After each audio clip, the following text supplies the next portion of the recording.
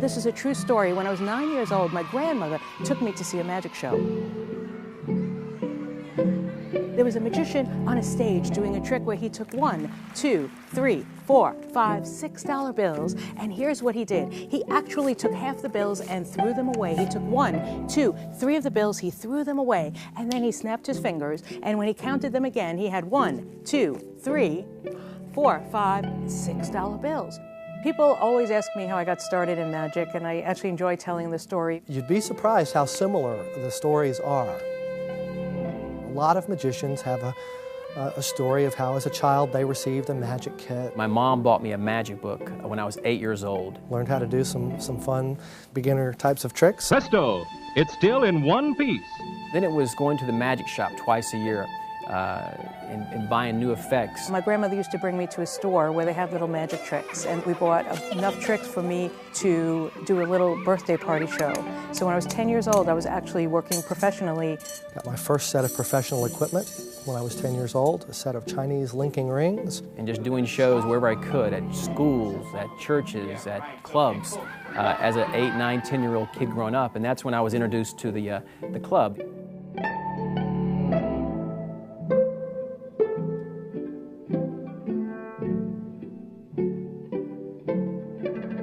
The Georgia Magic Club is an affiliate of the IBM, which is the International Brotherhood of Magicians. And we meet the third Monday of every month and talk magic and to learn magic and to perform magic. Who? What are you doing in there? At our meetings, we actually have everyone from full-time magicians to amateurs who just do it totally for fun. And so we have a great mix of different levels of experience at the Magic Club. I'm going to do some mind writing, okay? That's the card whose identity I've got a blank slate. I'm going to try to write on your mind. As the magicians gather, they're going to have just informal jam sessions.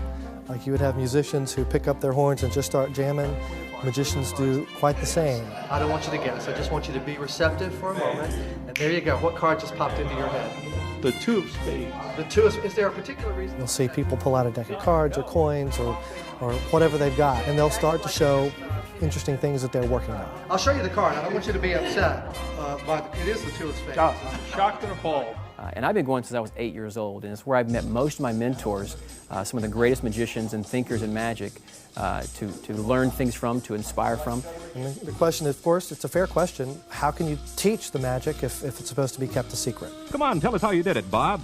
Well, then at least tell us where we can learn tricks like that. Thanks. Exposure and teaching are two different things. When we have our mini lectures, it's really not to be seen by people who have a passing curiosity or are not dedicated to trying to learn how to do it and to do a good job with it. When you put a stem in with an you are so far ahead of those poor people out there. They don't have a chance, okay? Not because the magic exists only in the secret. The magic exists in the performance, not in the secret. Name any card. Jack of diamonds. Jack of diamonds. Watch carefully. I'll try to find the Jack of diamonds, left-handed.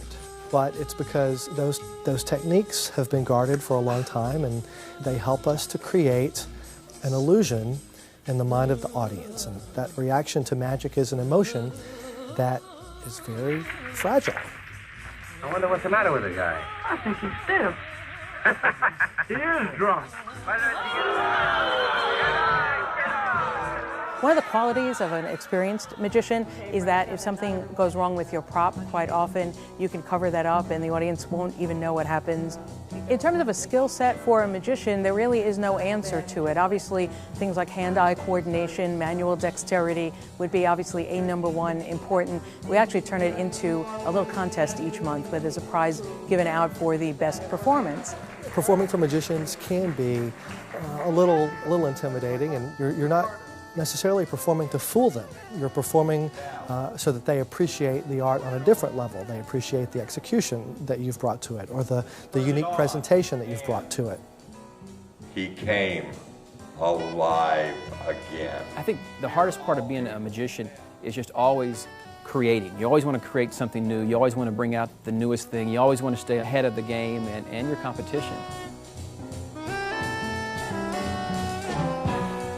And you want to entertain these people. You want to entertain your audience for them to be drawn into you. On this sheet of paper is actually all of the cards. The best part of doing magic as a living is actually that 45 minutes that I get to be there in front of the lights, in front of the audience, and hearing their reactions to my magic. That's worth everything. See, they don't really ever switch. It's pretend, and that's how you do it when you pretend like they switch, and it's pretend switch. No, they can't switch. It's pretend. No, you got it all wrong. It's pretend. It looks like they switch, and that's how you do it when you pretend. You know, to hear a child scream at something that's so magical to them that's what the job's about. It's the magical mystery of the vanishing silk handkerchief. Make a fist, take the handkerchief, stick it down inside your fist. An amazing thing happens if you put it all the way in your fist. Don't let anybody see it. Snap your fingers, say the magic words. This is Atlanta. Look, it's an egg. I'm sensing through the television perhaps a slight wave of underwhelmedness. The handkerchief goes right inside the egg. All you need to remember when you're doing this is don't let them see the handkerchief sticking out of the hole. If they see the handkerchief sticking out of the hole, here's what you do. You snap twice and blow, and you just peel the hole off. Yeah, you take the hole off, then you can just take the egg, crack it right into your glass, you're good to go.